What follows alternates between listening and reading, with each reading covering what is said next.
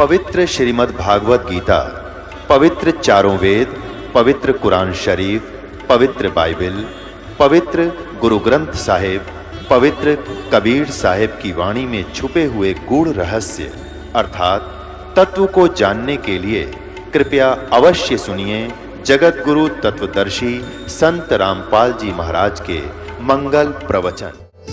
आप जैसे पुण्यात्मा नहीं मिले जो उनको ये कह सके कि भाई तत्व ज्ञान तो वहां मिलता है, सतगुरु आए हुए हैं, चलो आपको उपदेश दिलाते हैं। तो तब तक वो इतनी लंबी उम्र प्राप्त करके भी अंत में जन्म और मृत्यु के दीर्घ रोग में ग्रस्त रहे। तो परमात्मा क्या बताते हैं, जग सारा रोगिया रे, जिन सतगुरु वैद न जाण्या, जग सारा रोगिया रे। जग सारा रोगिया रे, जिन सतगुरु वैद न जाण्या, जग सारा रोगिया रे। भाई जन्म मरण का रोग लग्या है या तृष्णा बढ़ी खांसी, आवागमन की डोर गले में या पड़ी काल की फांसी, जग सारा रोगिया रे, जिन सतगुरु वैद न जाण्या, जग सारा रोगिया रे। अब फिर क्या बताते हैं, भाई सच्चा सतगुरु कोई है न पूजे, इन झूठों जगपतियासी। सच्चा सतगुरु कोई न पूजे, इन झूठों जगपतियासी। अंधे की वहां गई अंधे ने, ये मार्ग कौन बतासी, जग सारा रोगिया रे, जिन सतगुरु वैद न जाण्या, जग सारा रोगिया रे। भाई देखा देखी गुरु से बन गए, किया ना तत्व विचारा। देखा देखी गुरु से बन गए, किया ना तत्व विचारा। गुरु से दोनों के सिर पे यू काल ठोके पंजारा, जग सारा रोगिया रे, जिन सतगुरु वैद न जाण्या, जग सारा रोगिया रे।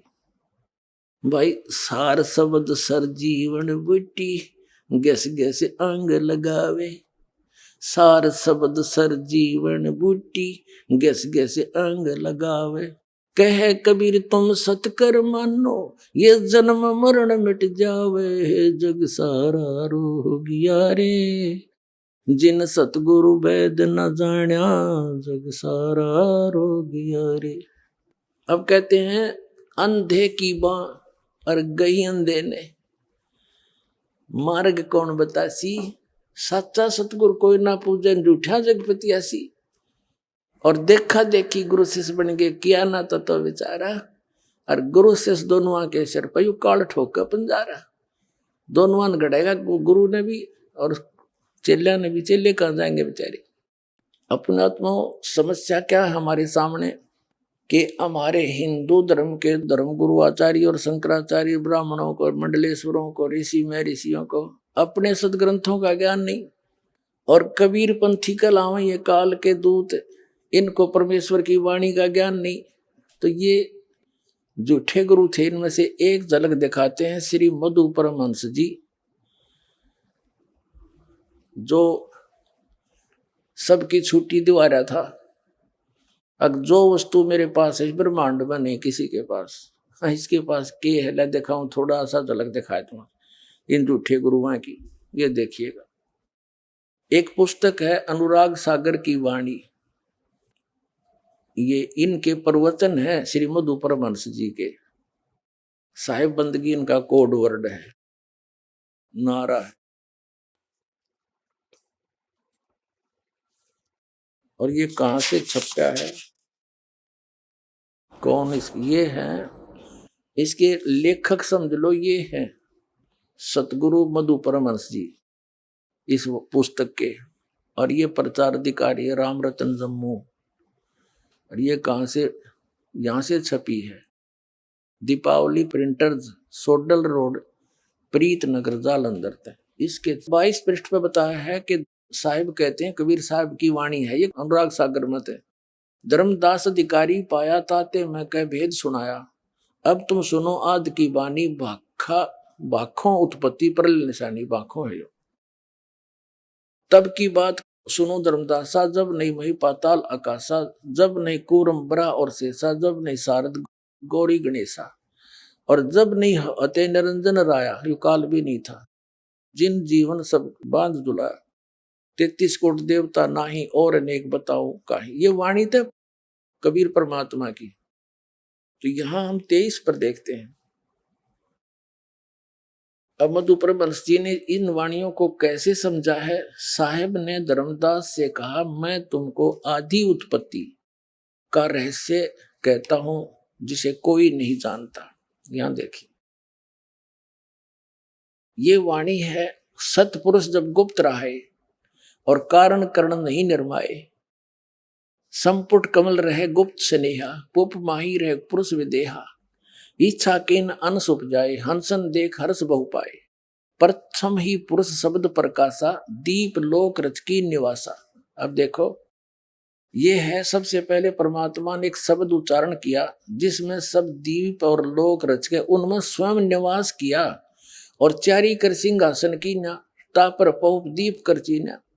उन चारों में, चार सतलोक, अलखलोक, अगमलोक और अकैलोक, इन चारों लोकों में परमात्मा ने एक एक सिंहासन की रचना की और उन पर स्वयं बैठ के जाके, और पुरुष कलाधर बैठे जइया, यानी पुरुष मनुष्य दृश्य में वहां बैठ के भगवान जाके प्रगति अगर वासना तैया।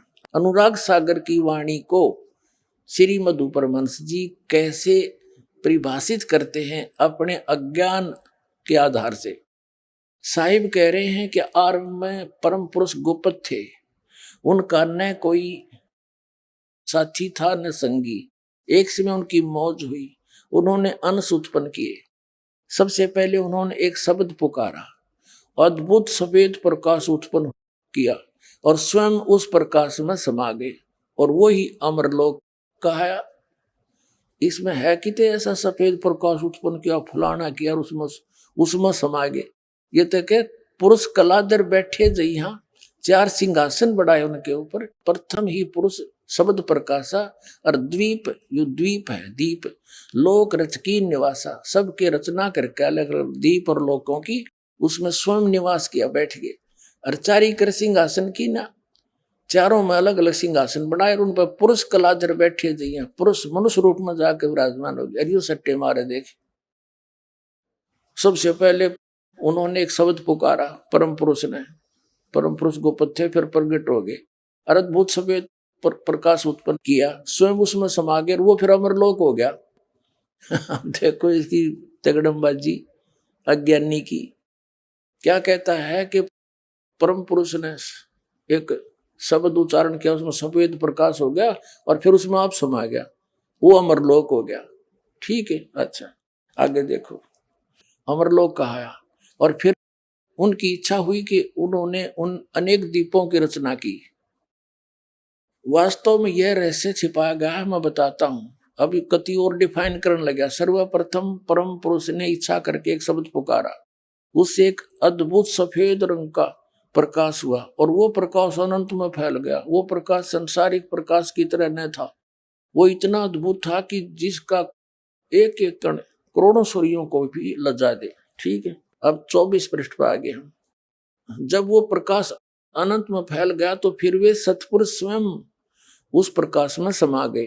अब वो प्रकाश चेतन हो गया, जीवित हो गया। पहले मरा हुआ था, फिर वो जीवित हो गया। ठीक, जिस प्रकार आत्मा के शरीर में आने से शरीर चेतन हो जाता है, उसी प्रकार वो प्रकाश भी जीवित हो उठा। प्रकाश में आने से पहले वे सतपुरुष गुप्त थे, जबकि प्रकाश में आकर वे सतपुरुष कहलाए, और वो अद्भुत प्रकाश जो स्वयं सतपुरुष ही थे वो अमरलोक कहलाया। अब सुन ली इसकी अकल का सतर आ गया इसका। कहते हैं पहले तो परम पुरुष गुप्त थे, फिर उन्होंने शब्द उच्चारण किया, उस तो प्रकाश बन गया, और उस प्रकाश में वो स्वयं समा गए, वो, और फिर बोला वो अमरलोक हो गया। वो सत, और फिर वही परम पुरुष का आया, वो है सब कुछ हो गया, सतलोक भी, अमरलोक भी और अमर पुरुष भी वही हो गया। अब देख, अमर लोक कहलाया। जो स्वयं सतपुरुष ही थे वो अमर लोक कहलाया। अरे लोक तो एक भूमि है और परमात्मा एक नर आकार में उसके ऊपर रहते हैं। उन्होंने सारी सृष्टि रच रखी है सतलोक में। अब देखो, अभी भी सतपुरुष अकेले थे, फिर उनकी मौज हुई और उन्होंने उस प्रकाश को अर्थात अपने स्वरूप को अपने में से छिटक दिया। अनंत बिंदुएं हुई जो वापस अद्भुत प्रकाश में आ गई। जिस प्रकार समुद्र से पानी को मुट्ठी में या हाथों में भरकर उछालने से कई कण बिखर जाते हैं, उसी प्रकार उस प्रकाश में से भी अनेक कण हो गए, बिखर गए। लेकिन जिस प्रकार समुद्र की बूंदें पुनः समुद्र में गिरकर समुद्र का ही रूप हो जाती है, उसी तरह से वे अनंत कण भी वापस उस अद्भुत प्रकाश में आए। लेकिन अचरज यह था कि बिंदुएं जब वापस प्रकाश में आई तो प्रकाश में नहीं हुई, पानी की तरह मिली नहीं उसमें, क्योंकि सतपुरुष ने इच्छा की कि इनका अलग अस्तित्व रह जाए। तो वे ही जीव कहलाए। ये बिंदु से है वो जीव वहां पर, और वे सब जीव उस अद्भुत प्रकाश में विचरण करने लगे। ठीक है, यहाँ लिखा है आत्माओं का उस प्रकाश में अलग अस्तित्व के साथ विचरण करना बड़े अचरज की बात थी, क्योंकि समुद्र की बूंदों का समुद्र में अपना अलग अस्तित्व नहीं रहता। जिस प्रकार पानी में मछली घूमती रहती है, उसी तरह सब जीव उस प्रकाश में घूमने लगे। यह देखकर परम पुरुष बड़े खुश हुए और उन आत्माओं को प्यार करने लगे। अब देखो ये क्या बताना चाहते हैं श्री मधु परमहंस जी। इन्हें कोरा अड़ंगा कर दिया परमात्मा की वाणी का ना समझकर। ये इसका विधान क्या है कि परमात्मा ने शब्द उच्चारण किया, उससे सफेद प्रकाश हो गया, उसमें स्वयं समा गए जैसे चीनी पानी में, और फिर वो सारा मिलकर अमरलोक हो गया। फिर नो का वो ये सतपुरुष हो गया। यहां तक तो ये, और फिर उसमें जो ऐसे उचट दिया अपने प्रकाश को, वापस बिंदु सी आकर के वापस गिरी, वो अलग रह गई, वो जीव बन गए और वो मछली की तरह समुद्र में घूमते हैं वापस उस प्रकाश में। उस अमरलोक कहो। और आगे और देखिए इसकी कलाबाजी दिखाता हूं। ये पुस्तक है नाम अमृत सागर। ये इन्हीं की पुस्तक है श्री मधु परमहंस जी की, नाम अमृत सागर। और देखो इनकी किस तरह उंगली जो कहता पाखंडियों से बचो, सत भक्ति को समझो। अब दिखाऊंगा पाखंडी कौन है, मधु परमहंस जी है या कोई और। इसके 86-87 पृष्ठ पर। अब ये क्या कहते हैं, ये है नाम अमृत सागर नामक एक पुस्तक है। इसके 86 पृष्ठ पे यहाँ परमात्मा की वाणी को इसने अनुवाद किया है। सार शब्द सर्वैसे न्यारा, भेद न पावे कोई, चार वेद में ब्रह्मा बोले आदि नाम ना पाई। क्योंकि उन चारों वेदों में वो सार नाम आदि नाम सार शब्द नहीं है, वो तो परमात्मा की वाणी में उन्होंने गुप्त छुपा रखा है। अब ये क्या कहता है मधु परमहंस जी, यह आदि नाम, यह सच्चा नाम, सच्चा नाम कहो तो सत्य नाम कहो, वाणी का विषय नहीं है। यह 52 अक्षर से परे विधेय नाम है। अच्छा अब यहां देखो 87 पृष्ठ पर ये क्या कहते हैं, शब्द सब कोई कहे वो तो शब्द विधेय। ये परमात्मा की वाणी कबीर जी की। जिव्या पर आवा निरख परख कर ले, वो जिव्या से जाप करने का नहीं है सार शब्द। ये क्या कहता है, पर वह नाम क्या है, सार शब्द सतपुरुष कहाया। वो सार शब्द ही सतपुरुष है। गुरु नाम देते समय मालिक दे देता है। गुरु अपनी सुरती में परमात्मा सता लाकर दे देता, यही नाम है। अब आगे दिखाता हूं भक्ति के चोर पर। ये देखो ये सब ने भक्ति का चोर बतावे, और अब दिखावांगे चोर खुद है या कोई और। तेरा गजब इधर मस्तार रखा था कति। ये इनकी पुस्तक है, इसके लेखक भी यही हैं, भक्ति के चोर के। भक्ति का चोर है, भक्ति के चोर का लेखक। प्रचार अधिकारी राम रतन जम्मू, और ये वहीं से प्रिंटेड है, दीपावली प्रिंटर, सोडल रोड, प्रीत नगर, जालंधर से। इसके पृष्ठ नंबर 59 पर ले चलते हैं आपको। ये है साहिब के चोर। ये 59 पृष्ठ पे ये क्या कहता है, जिस अमरलोक की बात साहिब ने की है वो 3 लोक से न्यारा देश है। अमरलोक क्या है? वो परम पुरुष, वो सर्वशक्तिमान खुद ही अमरलोक है। आगे इसका ओढ़े अब क्या कहता है कि वो परम पुरुष, वो सर्वशक्तिमान खुद ही अमरलोक है। अब इस जो दास ने इसके लिटरेचर दिखाए हैं, इसका सारा का सारांश के बन गया। श्रीमद् परमहंस ने क्या सिद्ध कर दिया कि परमात्मा ने अपने वचन से एक शब्द उच्चारण किया, उसमें से सफेद प्रकाश बन गया और फैल गया अनंतमय प्रकाश। फिर उसमें स्वयं वो परम पुरुष समा गए, वो सारा मिलकर नौका, फिर वो अमरलोक हो गया। अरिब के कहे वो अमरलोक, वो फिर सार शब्द सच्चा नाम यानी सतनाम, और सार शब्द आदि नाम, विधेय नाम, ये क्या है? नौका वो सार शब्द क्या है? वो परमात्मा ही है। और परमात्मा क्या है? वो अमरलोक है। यानी वो सारा प्रकाश का लोथड़ा यू बतावे है, वो सारा कुछ सार शब्द भी वही, सतनाम भी वही, सच्चा नाम, विधेय नाम भी, आदि नाम भी, वो प्रकाश का लोथड़ा, और परम पुरुष भी वही, और अमरलोक यानी सतलोक भी वही। अब इसने कौन सा विधान सिद्ध कर दिया? राधा स्वामी वाले पंथियों का श्री शिवदयाल जी वाली ही भांग पी रखी इसने। दिखाता हूं, ये देखिएगा, सार शब्द राधा स्वामी वार्तिक। इसके प्रकाशक कौन प्रकाशक हैं? जगदीश चंद्र सेठी सेक्रेटरी, राधा स्वामी सत्संग व्यास, डेरा बाबा जयमल सिंह। 2003 का संस्करण है, लक्ष्मी ऑफसेट प्रिंटर दिल्ली से ये मुद्रित है। इसकी भूमिका से स्पष्ट है कि सारवचन राधा स्वामी वार्तिक हजूर स्वामी जी महाराज के वचनों का संग्रह है। ये वचन सत्संगों तथा अन्य चर्चाओं के दौरान सत्संगियों ने नोट किए थे, और 1902 में बाबा जयमल सिंह ने ये सारवचन राधा स्वामी वार्तिक को पहली बार पंजाबी गुरमुख लिपि में छपवाया था, और ये पुस्तक उसी की हिंदी में छप गई। इतनी सी बात है। और ये स्वामी जी महाराज कौन है? स्वामी जी महाराज का शुभ नाम सेठ शिवदयाल सिंह जी था, जिसने राधा स्वामी पंथ का चमटा गाड़ा, राधा स्वामी पंथ का प्रवर्तक।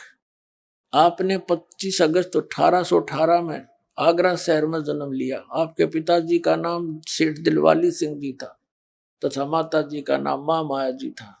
आपके पूर्वज पंजाब के रहने वाले थे तथा घर में गुरु ग्रंथ साहिब का पाठ किया जाता था। आपके माता पिता हाथरस के प्रसिद्ध संत तुलसी साहिब के भगत थे। स्वामी जी महाराज ने भी तुलसी साहिब की काफी संगति की थी। बचपन से ही स्वामी जी महाराज का रुझान अध्यात्म की ओर था। आपने एक कमरे में बैठकर 17 वर्ष सूरत शब्द का योग अभ्यास किया, 6 पृष्ठ पे। और सन 1861 में बसंत पंचमी के दिन खुले तौर पर आम सत्संग और सूरत शब्द का योग उपदेश शुरू किया। अब 17 वर्ष डले डोकर शिवदयाल जी ने केवल सत्संग फरमाया, वो दिखाते। ये है इनके वचन उस शिवदयाल जी के। प्रश्न नंबर 13 पे, सिर्फ काम इतना है कि इंसान यानी मनुष्य अपनी सूरत यानी रूह को उसके खजाने और निकास यानी मुकाम सतनाम और राधा स्वामी में, यहां सतनाम को स्थान सिद्ध किया, मुकाम पहुंचावे। 14 पृष्ठ पे। फिर तीसरा वचन है कि जितने भी आचार्य और महात्मा अवतार और पैगंबर हर एक मजहब में हुए हैं, वे अपने अभ्यास के जोर से अंतर में तरफ मुकाम असली के चले। सिर्फ संत मंजिल 5वीं यानी सतनाम, 5वीं मंजिल सतनाम सिद्ध कर दी, और बिरले संत मंजिल 8वीं यानी राधा स्वामी पर पद पर पहुंचे। ठीक है, अभी 15 पृष्ठ पर तोड़ कर दिया इनने। न्यो का न्यो वह भांगे मधु परमहंस ने पी रखी है। अब चौथा वचन है, अब समझना चाहिए कि राधा स्वामी पद सबसे ऊंचा स्थान है, मुकाम है, और यही नाम कुल मालिक और सच्चे साहिब और सच्चे खुदा का है। और इस मुकाम से 2 स्थान नीचे, राधा स्वामी स्थान से 2 स्थान नीचे सतनाम का मुकाम है। अरे भले आदमी हो, स्थान का स्थान हो गया, मुकाम भी स्थान, और सतनाम को तुम यहाँ स्थान सिद्ध कर ही चुके हो कि मंजिल 5वीं पे यानी सतनाम पे, और वहां पीछे मुकाम, और ये मंजिल माने स्थान, ये कह रहे हैं हीरा मंजिल माने स्थान। अब यहाँ फिर आते हम गढ़ा नहीं पड़ते, इनकी बतेरी हिंदी कर रखी है। अब कहते हैं इस मुकाम से राधा स्वामी स्थान से 2 स्थान नीचे, स्थान से 2 स्थान नीचे स्थान का स्थान है, सतनाम का मुकाम है स्थान, जिसको इस सतनाम को आगे परिभाषित किया है शिवदयाल जी ने। इस सतनाम को क्या क्या डिफाइन किया है? संतों ने सतलोक सतनाम, सचखंड सतनाम, और सार शब्द सतशब्द, और सतनाम और सतपुरुष करके बयान किया है। वारे देवताओं, कर दिया कल्याण जीव का तुमने। अब ये क्या बताते हैं, राधा स्वामी पंथ वाले भी यही थ्योरी बताते हैं कि सतलोक में केवल चेतन ही चेतन, प्रकाश ही प्रकाश है, चेतन प्रकाश है, और उसमें आत्मा ऐसे मिल जाती है जैसे बूंद समंदर में, नथिंग एल्स, कोई अस्तित्व अलग नहीं रहता। इस मधु परमहंस जी ने थोड़ी सी चतुरता दिखाई है कि वो जो प्रकाश के कण बने थे उछालने से, वह बिंदु सी आत्मा बन गई, जीव बन गए, और वो चेतन प्रकाश उसने सार शब्द कहा है उसी को, सच्चा शब्द उसी को, सार नाम सतनाम आदि नाम, अमरलोक और अमर पुरुष भी उसी को बताओ, उस प्रकाश के ही पुंज को। श्री मधु परमहंस जी ने उस प्रकाश के पुंज में, जिसने वो अमरलोक भी कहता है उसी को अमर पुरुष भी कहता है, सतपुरुष भी कहता है, उसी को सार शब्द भी कहा है, उसमें ऐसे घूमती जैसे बिंदु बिंदु सी जीव, वहां ऐसी स्थिति बताता है। अब कबीर परमात्मा क्या बताते, अब नो खुल लेगी इनकी पोल, जो भगवान का इतिहास क्या बताता, जिन महापुरुषों ने देखा वो क्या बताते। अब इनकी कत्ती वो कहा ना सपूड़ा साफ हो जाएगा, जनता इन्हें देखा भी नहीं इनकी तरफ। जैसे ये श्री मधु परमहंस जी भी अपने आप को कबीर पंथी कहते हैं, और ये काल का पक्का दूत है। कबीर साहब की छाप लगा के इसने वही काल वाला सारा मटेरियल भर दिया, और कबीर पंथी को आवे। ये कबीर साहब को मानता है कि कबीर साहब तो सतगुरु थे, और सतपुरुष इसने बता दिया प्रकाश का पुंज है। और यहां तक लिखा इसने कि सतपुरुष ने उस प्रकाश ने अपने आप में से मथ कर इस ज्ञानी पुरुष को कबीर जी को निकाला, और कबीर जी अलग हैं, और वो तो लोथड़ा इसने बता रखा ऊपर क्या है। और कबीर सागर में क्या बताया कि एक बार परमात्मा स्वयं आते हैं, जैसा उनका विधान दास आपको सैकड़ों बार बता चुका है। सतलोक से चलकर आते हैं, अपनी नेक आत्माओं को मिलते हैं, चारों वेद गवाही देते हैं, उसी नियमानुसार वो परमात्मा सतपुरुष कबीर जी स्वयं परमात्मा है, सतलोक में साकार रूप में है, सिंहासन पर विराजमान है, उनके सिर पर मुकुट है, ऊपर छत्र है, पूरे बड़े गुंबज के अंदर विराजमान है, मनुष्य सदृश उनका शरीर है, सब आत्माएं भी वहां पर ऐसी सृष्टि है। तो कबीर साहब जी आए, धर्मदास जी को मथुरा में मिले, एक जिंदा महात्मा के रूप में, एक साधु संत के रूप में। उनसे खूब चर्चा हुई। वो श्री राम, श्री कृष्ण और शंकर भगवान का करड़ा पुजारी था, तीर्थ व्रत करता हुआ अपना अध्यात्म कर्म कर रहा था। तो परमात्मा ने उसको काफी समझाया।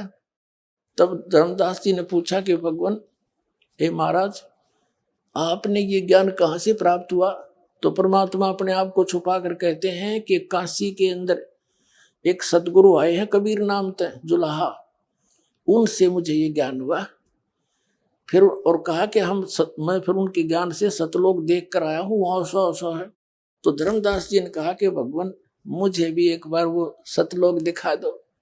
काफी आग्रह करने पर तो परमात्मा उस धर्मदास जी को सतलोक लेकर चले, वो दिखाते हैं। जब उसने ज्यादा वाद विवाद किया तो परमात्मा गुप्त हो गए थे। ये कबीर सागर संपूर्ण 11 भाग खेमराज श्री कृष्ण दास प्रकाशन बंबई से प्रकाशित है और कोई प्रकाशन नहीं है इसका, केवल यही प्रकाशन है अभी तक। ये कौन है इसका? कबीर पंथी भारत पथिक स्वामी युगलानंद बिहारी द्वारा परिष्कृत, मुद्रक एवं प्रकाशक है खेमराज श्री कृष्णदास, अध्यक्ष श्री वेंकटेश्वर प्रेस, खेमराज श्री कृष्णदास स्मारक मुंबई के। ठीक है, अब इसमें आते हैं ज्ञान प्रकाश। अब हम 56 पृष्ठ पढ़ रहे हैं आपके सामने, ये 56 57 दिखाएंगे आप। ये 56 पृष्ठ है। पहले परमात्मा 2-3 बार मिले, फिर उनसे अंतर ध्यान हो गए, तो फिर 7वें दिन पर वो प्रगट दिखाए। धर्मदास पद गए उकलाए, उनके पैर पकड़ के उकला के बोले, धर ही न श्वास बही निपट अधीरा, परे चरण में अक्षीण शरीरा। कुछ खाया पिया नहीं 7 दिन तक, अक्षीण शरीर हो गया धर्मदास का।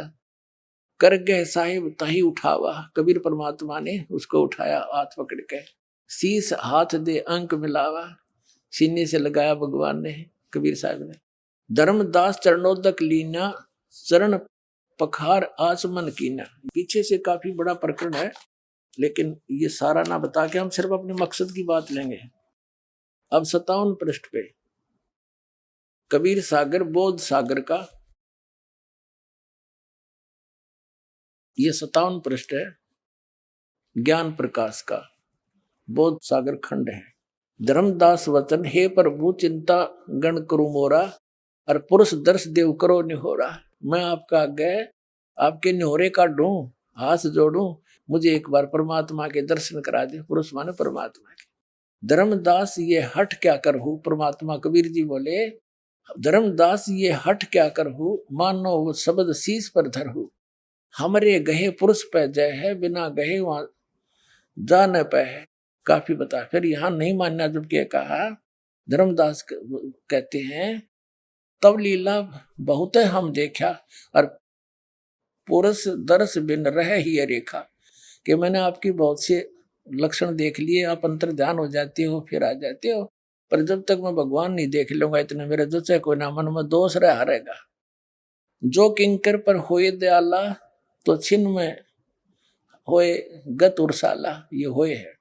अब परमात्मा कहते हैं सतगुरु रूप में, सतगुरु वचन क्या कहते हैं, धर्मनी जो ऐसो चित की ना। धर्मदास ने जब ऐसी बात अड़ा दी, तो तन तद चलो लोक परवीना।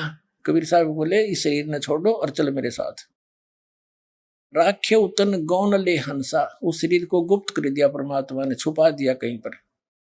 और तहां पहुंचे जा कीले संसा, लवन एक में पहुंचे जाई, एक अक्षण में पहुंच गए सतलोक में। अवगत लीला लखे को बाई, शोभा लोक देख सुख माना। धर्मदास ने, और उदित असंख शशि और भाना। वहां पर ऐसा लोक की शोभा है, उस सतलोक अमरलोक जिसको कहते हैं, वो एक पृथ्वी है, और वो भी चमकीली है, उसका भी बहुत घना प्रकाश है, सफेद प्रकाश उसका भी। और वहां क्या किया परमात्मा ने, जब सतलोक में पहुंचे तो वहां साधु रूप में गए थे नीचे से।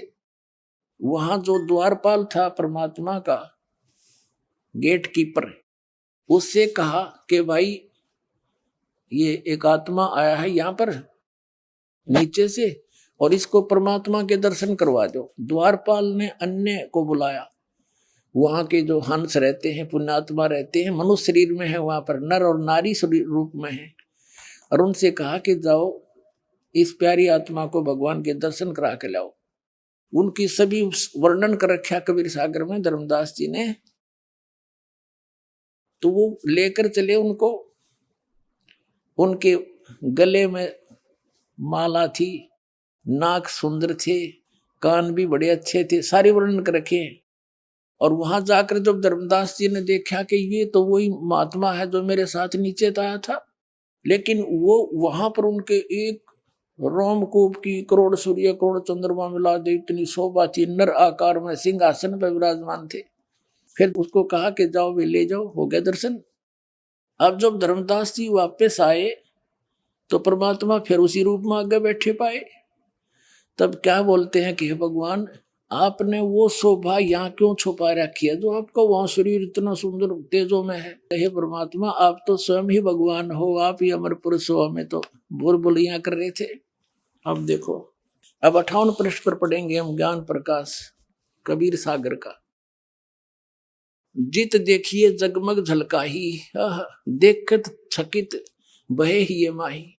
द्वारपाल हंस जो रहिया, ता मैं एक हंस अस कहिया। द्वारपाल ने उनमें से एक हंस से कहा, यही सन सही तुम जाओ लिवाई। इस हंस को, हंस है यही हंस ही तुम जाओ लिवाई। पुरुष दर्श दे आनु भाई, परमात्मा के दर्शन करा ला।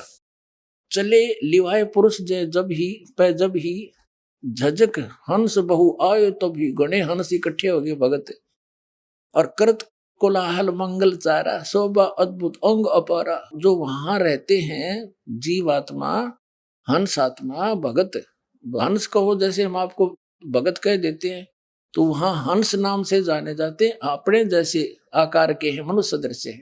शोभा अद्भुत अंग अपारा। हंसन शोभा कहाँ बताऊं, कुछ एक प्रभाव सोवर्ण सुनाऊं, थोड़ा बहुत सुनाता हूं मैं आपको। धर्मदास जी कह रहे हैं, रतनमाल गरीब सोबत हंसा। गरीब माने गर्दन। उन हंसों की, सतलोक में रहने वाले व्यक्तियों के गले में, गर्दन में रत्नों की माला सुशोभित थी। और मणिमाला किमी करो प्रशंसा, और मणिमाला भी उनके गले में लटकरी डाल रखी थी। जगमग दे हंस करही, उन सब हंसों की दे ही जगमग जगमग करे थी।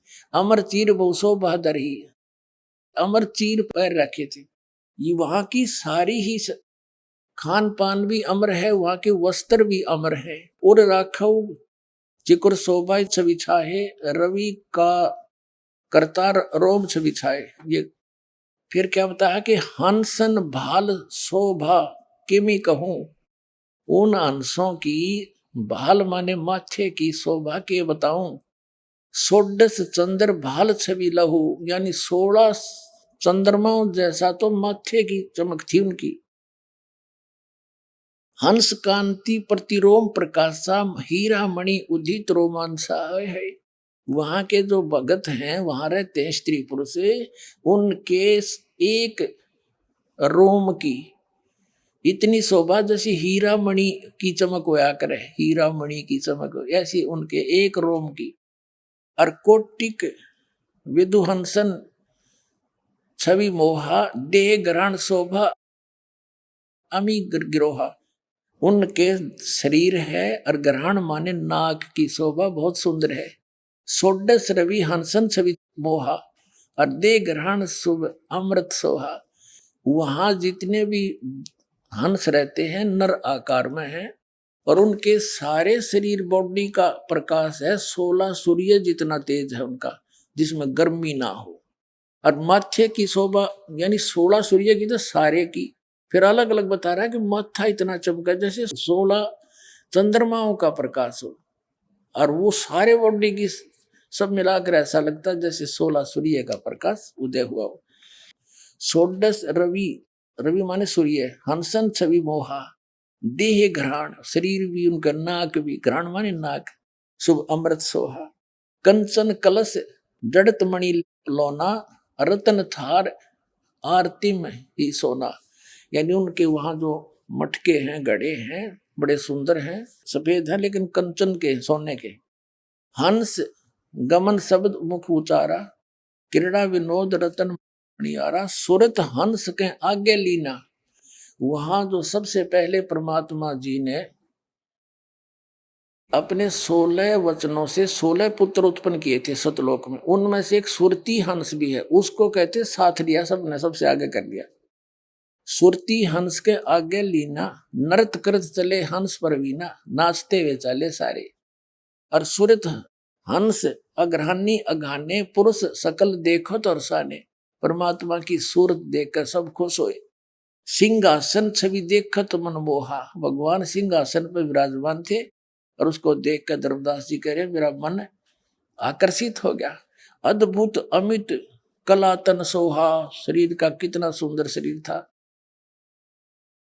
एक रोम रवि शीस कोटि सा, ओह एक रोम रवि शशि कोटि सा, एक रोम में करोड़ रवि माने सूर्य, शशि माने चंद्रमा की रोशनी मिला दी। इसी एक रोम की शोभा। और नख कोटिन ही दुमिल नरवीसा, और कहते नाखून की के बताऊं वो अलग है। और पुरुष प्रकाश सतलोक अंजोरा, परमात्मा का जो सतलोक है वो भी प्रकाश में है।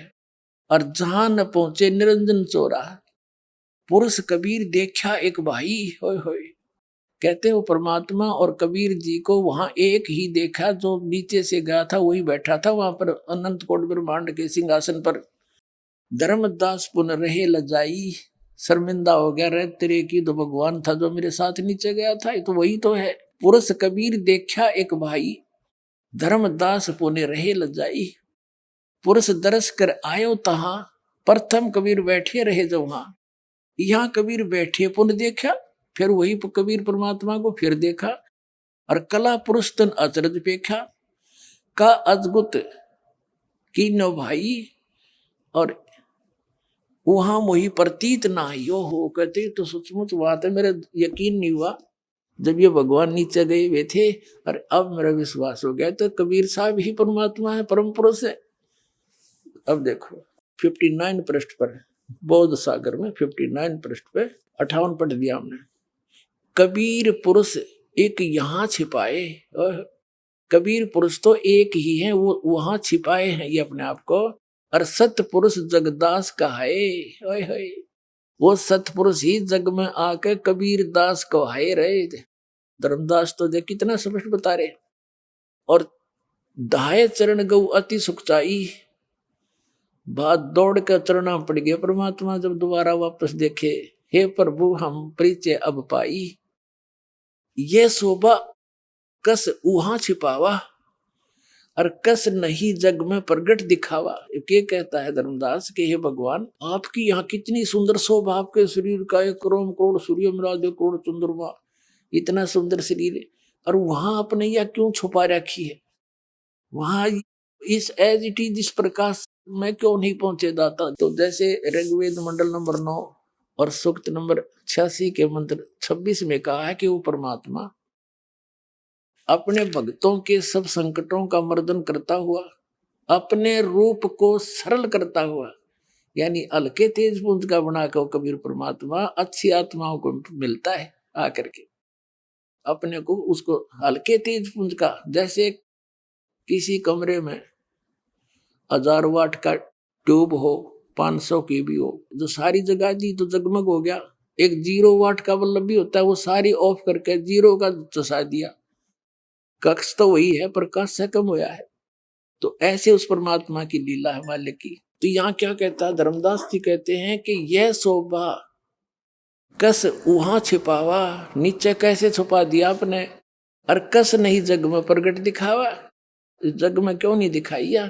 तो परमात्मा क्या बताते हैं सतगुरु वचन, धर्मनी जो वही छवि जग जाऊं, इसी शोभा से जय मैं संसार में जाऊं, तो होए विकल निरंजन राऊ।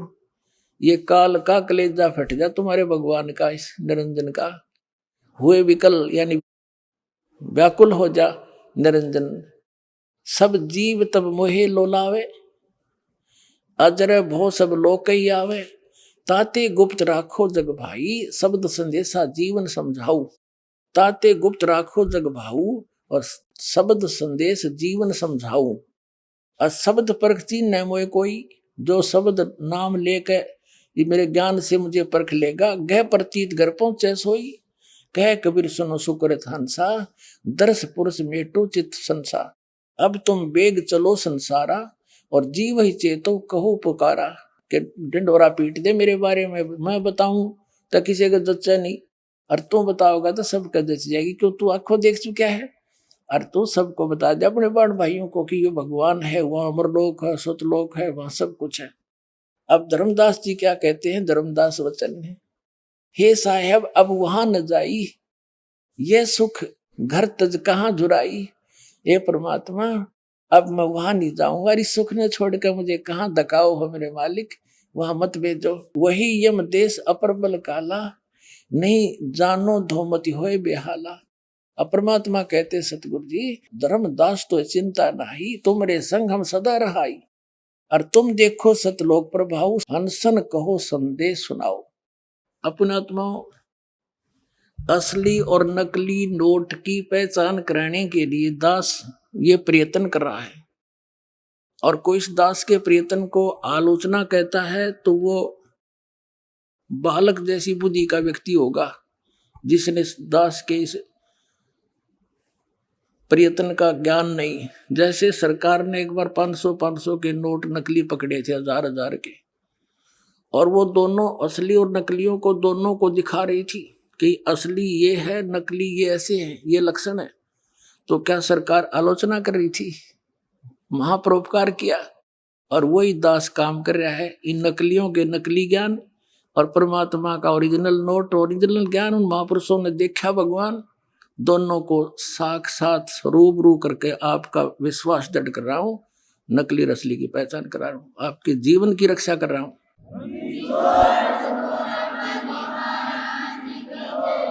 अपने आत्माओं, कबीर साहब कहते हैं, देखा देखी गुरु शिष्य बन गे, किया न तो विचारा। गुरु शिष्य दोनों के सिर पे काल ठोके पंजारा। सच्चा सतगुरु कोई न पूजे, न झूठ्यों जगपतियासी। अंधे की बा गई अंधे न मार्ग कौन बतासी। अब देखो, एक पुस्तक है अमरलोक, इस मधु परमहंस जी की।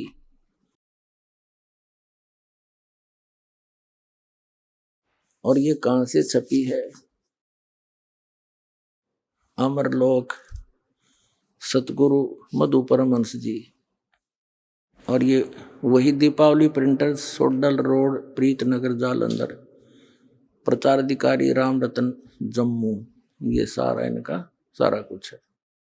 2012 का ज्ञान है इनका। अब देखो, इनको आपको दिखाता हूं। ये 40 पृष्ठ पे इसके अमरलोक नामक पुस्तक के 40 पृष्ठ पे क्या लिखा है? कहे कबीर सुनो धर्मदासु, और सतलोक का कहूं प्रकाशु। वहां का ज्ञान बताऊं। है सतलोक ही अमर काया, एक रूप सभी निर्माया, सभी निर्माया। सोडस भानु हंस की कांति, अमर चीर पहरे बहुबांति।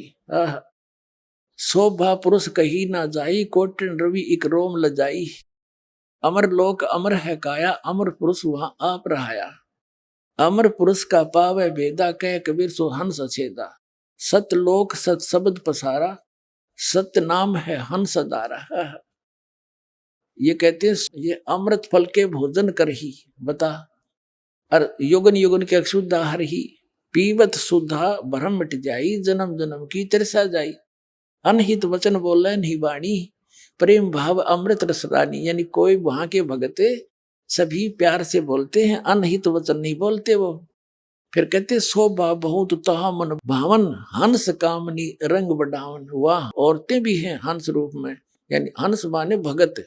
जैसे हम आपको भगत बोल देते हैं, तो कहते वहां हंस जो है वो अच्छी आत्माओं को कहते हैं, जिनमें कोई विकार ना हो, उसको हंस बोलते। तो वहां स्त्री भी है और पुरुष भी है। ये खुद परमात्मा की वाणी लिख भी रहा है और समझ नहीं सका। इनके विषय में परमात्मा कबीर जी ने क्या बताया है? मोती मुक्ता दर्शत नहीं, ये जग है सब अंदरे। दिखत के तो नैन चश्म, इनका फेरा मोतिया बंदरे। ये देखो, शोभा बहुत जहां मन भावन, हंस कामनी रंग बढ़ावन। अमृत नाम हृदय में लावे, प्रेम भाव पुरुष ही मन भावे। यहाँ है कि है नी शब्द, और शब्द से कहो ज्ञानी सोई जो वह बदले हो। देख इनकी अकल देख, यू कहता वो नी शब्द है, वो कहा नहीं जाता, वो विधेय शब्द है, वो आदि नाम है, वो सार शब्द है, वो वाणी का विषय नहीं। और परमात्मा कहते हैं है तो नी शब्द। जैसे धर्मदास जी ने परमात्मा कबीर जी को देखा, और धर्मदास जी को परमात्मा कबीर जी ने कहा कि भाई मैं विधेय हूं। अब धर्मदास जी कहते हैं भगवान आपके दिख दे ही, और तुम कहो विधेयी। तो प्रभु ये मेरे मन में जची नहीं बात। तो परमात्मा ने कहा देख मेरा हाथ ला के, ये तेरे जैसे हडचाम की शरीर नहीं मेरा, मेरा शरीर है पर मेरा विधेय शरीर है। तो ऐसे ही जो परमात्मा ने उस आदि नाम को, सार शब्द को, सार नाम को विधेय कहा है, वो अलौकिक देही है। जैसे कबीर भगवान बोले मेरी अलौकिक देही है, देही तो है लेकिन वो नी शब्द और विधेय शब्द इसलिए कहा कि वो एक अलौकिक शब्द है, वचन है, उसका भी जाप करना सार शब्द का। ये देखो इस यो आप लिख रहा कबीर साहब की वाणी अमरलोक नामक पुस्तक की 40 पृष्ठ पे, ये साहिब बंदगी वाले की है। ये कहते हैं परमात्मा की वाणी है कि बुद्ध संत ज्ञानी जो होई सतगुरु शब्द हृदय समाई। है नी शब्द और शब्द स्यों कहो, वो नी शब्द मन शब्द ने बोलिया है, शब्द तो बताया है। और ज्ञानी सोई जो ये पद ले वो विद्वान है जो इस बात ने समझ जाएगा। धर्मदास में तो ही सुझावा और सार शब्द का भेद बतावा। सार शब्द का पावे भेदा कह कबीर सो हंस छेदा। सार शब्द नी अक्षर आही, नी अक्षर का अर्थ यहाँ पर है विशेष नाम है वो। जैसे नी शब्द कहो, नी अक्षर कहो, और शब्द से कहो बोल के सुनाया। और गह नाम ते संशय नाही, सार शब्द जो प्राणी पावे सतलोक में जाए समावे। एक तरफ तो ये कहते हैं मधु परमहंस जी कि जो ये कहता है ना कमाई करो, उसको ये कहता है वो तो चोर है भक्ति का। जो ये कहता है कोई कमाई करो, ये मधु परमहंस जी कहता है। परमात्मा क्या कहते हैं देखो, और ये खुद इस वाणी का अनुवाद भी किए हुए हैं 40 पृष्ठ पे इसी अमरलोक के देखना। ये अमरलोक पुस्तक है इसकी, इस 40 पृष्ठ पर हम नीचे आगे पढ़ते पढ़ते इसने अनुवाद किया है कि साहिब कह रहे हैं कि सतलोक में सबको अमर काया है, सब एक रूप है। वहां एक हंस का 16 सूर्य का प्रकाश है, परम पुरुष की बड़ी शोभा है, करोड़ों सूर्य उनके एक रोम में लजा जाए ऐसा प्रकाश है। अमरलोक में सबकी अमर काया है क्योंकि वहां परम पुरुष स्वयं रहता है और उस अमर पुरुष का भेद को पा लेता है, वह हंस समान होकर निर्मल हो जाता है। सतलोक में पहुंचने के लिए जीव को सतनाम का ही सहारा है। अब देखो इसने ना तो सतनाम का पता, और उधर से कहता है कि जो ये कहता है कि कमाई कर ले वो तो चोर है भक्ति का, साहिब का चोर है, अरे अकल के चोर। अब जो कोई ये कहे कि गुरु पार कर देगा, भक्तों ने भक्ति करने की जरूरत नहीं, तो महाचोर तो वो है भगवान का।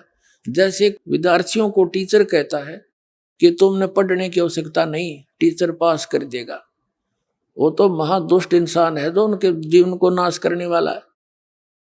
टीचर वो होता जो उनका बेटा पढ़ो, शिक्षा ग्रहण करो, अध्ययन करो और फिर करे तगा टीचर है। फिर जो पास होंगे उन्नत पास करेगा, जो कुछ जानते होंगे।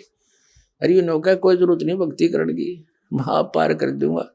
क्यों इसको पता लग गया चेले बात जाएंगे तेरे कक्त है इसके पास, तो नो कह दे लास्ट में माँ पार कर दूंगा, तो हम इसे ढीले ढाले से हैं, गुरुजी पार कर देगा। भाई ठीक है, फिर अपने क्या जरूरत है भक्ति की, फिर क्यों आश्रम खोल रखे, कर देगा पार, जाओ अपने घर में हो गए पार, बना रखा मूर्ख।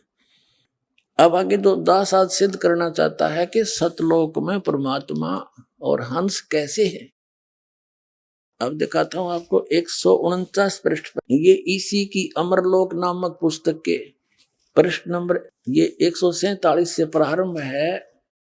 आइए अब हम उन श्रद्धालुओं के अनुभव जानते हैं जो जगत गुरु तत्वदर्शी संत रामपाल जी महाराज जी से दीक्षा प्राप्त कर चुके हैं तथा उनके द्वारा बताए गए भक्ति मार्ग पर चल रहे हैं। नमस्कार सर।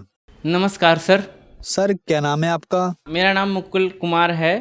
मुकुल जी आप कहाँ से हैं? जिला मुजफ्फरपुर बिहार का रहने वाला हूँ मैं। मुकुल जी संत रामपाल जी महाराज से आपने नाम दीक्षा कब ली? संत रामपाल जी से दीक्षा हमने 23 नवंबर 2019 को लिया। मुकुल जी संत रामपाल जी महाराज से नाम दीक्षा लेने से पहले आप क्या भक्ति साधनाएं करते थे? संत रामपाल जी महाराज से दीक्षा लेने से पहले हम विष्णु जी की साधना किया करते थे, व्रत रखा करते थे, साईं भगवान की पूजा करते थे और भी कई देवी देवताओं का पूजा किया करते थे। मुकुल जी फिर क्या कारण बना कि आप संत रामपाल जी महाराज की शरण में आए? ऐसा है सर कि हमारा प्रतिष्ठान है एक मुजफ्फरपुर के अंदर, वो कपड़ों का प्रतिष्ठान है, वहाँ मुझे बहुत घाटा लगने लगा। आर्थिक रूप से हमारे दुकान में एक तो स्टॉक की कमी आने लगी और ऊपर से कर्ज 40-45 लाख रुपए कर्ज पहले से थे। परेशानी इतना ज़्यादा था कि हम अपने आप को समझ नहीं पा रहे थे, अपने आप को संभाल नहीं पा रहे थे। इस कंडीशन में हम ऊपर की तरफ, हमेशा भगवान की तरफ ऊपर देख करके बोला करते थे, अपने अंतरात्मा से बोला करते थे कि आखिर भगवान है तो कहाँ है। मतलब हम हर समय यही सोचते थे कि अगर इतना घाटा लग रहा है, भगवान अगर होते तो इतना घाटा नहीं लगता, आखिर कौन है वो सही भगवान। तो घाटा इतना ज़्यादा था, जैसे 40-45 लाख का घाटा एक बार ऐसे था हमारे शरीर पर, मतलब इसका वजन बढ़ रहा था। हमारे मानसिक रूप से हमारी चिंता बढ़ रही थी कि इसको कैसे दूर करें। और इस परेशानी को देखते हुए हम परमेश्वर को याद किए। हम उस परमेश्वर को खोजना चाहते थे कि कौन ऐसे परमेश्वर है जहाँ पर हमारी तकलीफ़ को दूर कर सकते हैं। तो वो परमेश्वर एक्चुअली हमें वो मिल ही नहीं रहे थे वैसे भगवान हमारे, कि कौन से भगवान हो सकते हैं कि जो हमारे इस ऐसी विषम स्थिति को दूर कर सके, हमारी परेशानी को दूर कर सके, हमारी कठिनाई को दूर कर सके। तो वो परमेश्वर को हमने खोजते खोजते फिर हमारी देवी देवताओं को, तो उनसे भी गुहार लगाया हमने। विष्णु जी का जो व्रत करते थे उनसे भी गुहार लगाया हमने। और बहुत सारे देवताओं का पूजा करते थे, मंत्र साधना करते थे, जैसे ओम नमो भगवते वासुदेवाय, ये सब जो भी जनरल मंत्र होते हैं वो मंत्र का जाप हमने किया। और भी बहुत सारे मंत्र, शिव तांडव स्तोत्रम हमने पढ़ा, विष्णु सहस्त्रनाम को हमने पढ़ा। बहुत सारे मतलब क्रियाओं को करते हुए हम थक गए बिल्कुल। हमें लगा कि किसी रूप में यहाँ भगवान नहीं है, लगता है कि जो आर्थिक रूप से, मानसिक रूप से और शारीरिक रूप से हमें मदद कर सकें। तो हम एक बार ऐसे ही दुकान के अंदर बैठे हुए थे और ना मोबाइल को हम चला रहे थे कि मोबाइल के अंदर में जो है कुछ होगा, रामायण व महाभारत, इससे हमें ज्ञान प्राप्ति हो जाए। तो मोबाइल के अंदर हमने एक बार क्या हुआ कि संत रामपाल जी महाराज के रूप में वहाँ एक फ़ोटो आ रही थी बार बार। हम बार बार फेसबुक पर वो चला रहे थे, बार बार वो संत रामपाल जी महाराज का वो सत्संग, वो जो आता है वीडियोज़ के माध्यम से, वो बार बार आ जा रहा था। तो हमें लगा कि ये आखिर क्या है यार, ये बार बार आ जा रहा है, एक बार देखना चाहिए। तो हमने वो वीडियोज़ को क्लिक किया तो एक दो सत्संग ऐसा आ रहा था जैसे लग रहा था हमें ही सुनाया जा रहा है। मतलब जैसे लग रहा है परमेश्वर वो ज्ञान हमारे लिए ही भेजा गया हो। तो हमने उस सत्संग को एक बार वीडियो क्लिप्स देखा। वो वीडियोज़ में ऐसा दिखा रहा था कि हमारे जैसे व्यवसाय के संबंधित बातों को चल रहे थे। तो उसमें ना संत रामपाल जी महाराज ऐसा बता रहे थे कि ये जो लेन देन है ना, ये काल का जाल है, आपको एक लेगा और 4 जगह फंसा देगा। तो एक तरह से लेंगे आप और 4 तरीके से फंसेंगे आप। तो इस तरीके की बात हमें सूट कर गया। हमें लगा कि ये ज्ञान काफ़ी स्पेशल है। तो फिर हमको इंटरेस्ट बना इस चीज़ में। हमने क्या किया कि धीरे धीरे उस ज्ञान को सुनना आरंभ कर दिया। फिर एक दिन ऐसा लगा कि नाम दीक्षा लेना चाहिए, लेकिन फिर भी हम इस चीज़ को मानते नहीं थे। हमें ऐसा लगा कि भाई बहकावे में बहुत सारे गुरु हैं जो बहका सकते हैं, और ऐसा हम फंसने का भी डर था। तो इसकी वजह से हम बार बार नाम दीक्षा नहीं ले पा रहे थे, लेकिन फिर भी ज्ञान सुनते जा रहे थे। बहुत दिन के बाद ज्ञान सुनते सुनते चूँकि हमने प्रमाण देखा कि हर शास्त्र के हिसाब से ही ज्ञान बताया जा रहा है। 6 शास्त्र, 18 पुराण, सब में प्रमाण बताया जा रहा है कि परमेश्वर एक ही है और उन्हीं का वो पूजा करना चाहिए। तो और हम कर रहे थे शास्त्र विरुद्ध साधना कर रहे थे, ऐसे साधना कर रहे थे जहाँ पे हमें कोई फ़ायदा पहुँच नहीं रहा था। तो संत रामपाल जी महाराज के द्वारा दिया गया हुआ इस ज्ञान से हम अट्रैक्ट हो गए। हमें ऐसा लगा कि यही ज्ञान हमको आगे बचा सकता है हमारे प्रॉब्लम्स में। ऐसा मतलब ये हमारे प्रॉब्लम्स में सुधार लाएगा। हमें ऐसा लगा, अपने अंतरात्मा से हमें फीलिंग ऐसा आने लगा। फिर एक दिन और भी ज्ञान सुनते सुनते हम कंप्लीट हो गए। मतलब 6-7 महीना के बाद हमें ऐसा लगा कि अब नाम दीक्षा लेना चाहिए, क्योंकि परमेश्वर को हम पहचान चुके थे। और परमेश्वर को पहचानने के बाद हमने संत रामपाल जी महाराज के पास जा कर के नाम दीक्षा ली। मुकुल जी, संत रामपाल जी महाराज की शरण में आने के बाद क्या आपको कोई लाभ भी मिले? भगत जी, लाभ तो इतना है कि सर ऐसा है कि लाभ को तो मैं आपके सामने काउंट नहीं करा सकता हूँ, लेकिन एक दो लाभ ऐसे बताता हूँ जो काफ़ी मतलब आध्यात्मिक क्षेत्र से बहुत ज़्यादा उसकी प्रावधानता है। सर ऐसा है कि परमात्मा के शरण में आने के बाद जो लाभ के क्षेत्र में हमारा जो 40-45 लाख का जो कर्ज था वो इतना ज़्यादा था कि मेंटली अनफिट हो चुके थे हमको ऐसा लग रहा था कि ये कर्ज हमसे कभी ये क्लियर नहीं हो पाएगा। मतलब परेशानी चारों तरफ से हमारे मेंटल डिस्ट्रेस कर चुका था। वो हमारे बॉडी एक भी होना चालू हो गया था, उसके कारण हमारा शारीरिक प्रॉब्लम भी चालू हो गया था। तो वो शारीरिक प्रॉब्लम एक मानसिक रूप से ही जो उत्पन्न होता है उसके कारण शारीरिक प्रॉब्लम्स भी आती है। तो सारा प्रॉब्लम्स एकदम से क्रिएट होने के बाद ऐसा लग रहा था कि ये हमसे सॉर्ट आउट होने वाला नहीं। जिस परमेश्वर की खोज में थे वो पूर्ण परमात्मा संत रामपाल जी महाराज के शरण में आने के बाद मुझे पता चल गया कि यही वो भगवान है जो ये सारे दुखों का निवारण कर सकते हैं। और साल 2 साल के अंदर में ये सारे चीज़ों को एक्युमुलेट करके परमात्मा ने एकदम से ऐसे कर दिया, पता ही नहीं चला कि कभी इतना कर्ज भी था और इतना मेंटल डिस्ट्रेस भी था। साथ साथ शारीरिक परेशानी जो शारीरिक परेशानी थी उसको भी दूर किया परमात्मा ने। हमारी शारीरिक परेशानी ये थी कि एक तो कर्ज के रूप में जो हमारे ऊपर ज़्यादा से ज़्यादा कर्ज थी 40-45 लाख की, उसके कारण हमारा ना वो पाचन जो डाइजेस्टिव सिस्टम होता है ना, पाचन तंत्र, वो ख़राब होने लगा था। डॉक्टर से दिखाने के बाद डॉक्टर ने बताया कि लीवर का प्रॉब्लम है, SGPT बढ़ा हुआ है, तो काफ़ी बढ़ गया था। पेट में इंटेस्टाइनल प्रॉब्लम्स भी थी, ट्रैक्ट में प्रॉब्लम थी और भी बहुत सारी शारीरिक परेशानी थी जो छोटे छोटे रूप में थे।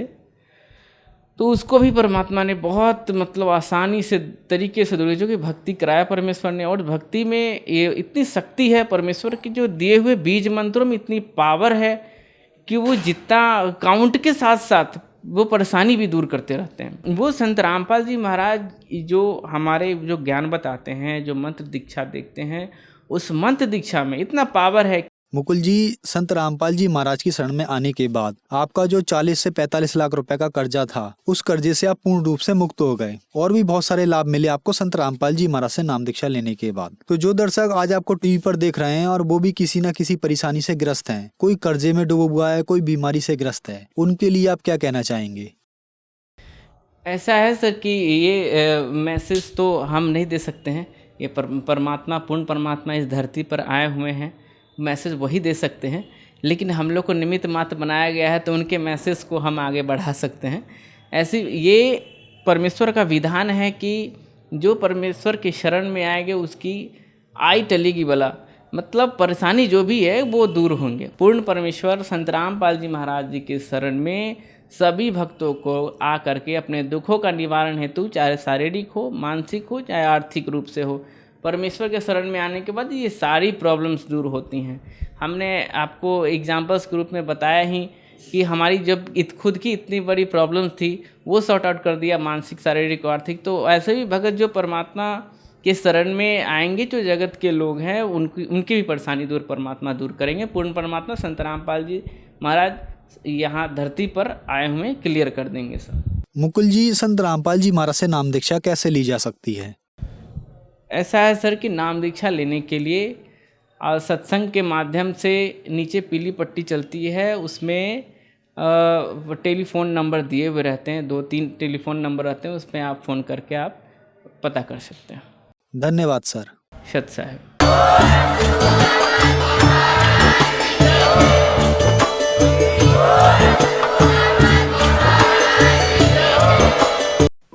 आप सुन रहे थे जगत गुरु तत्वदर्शी संत रामपाल जी महाराज के मंगल प्रवचन।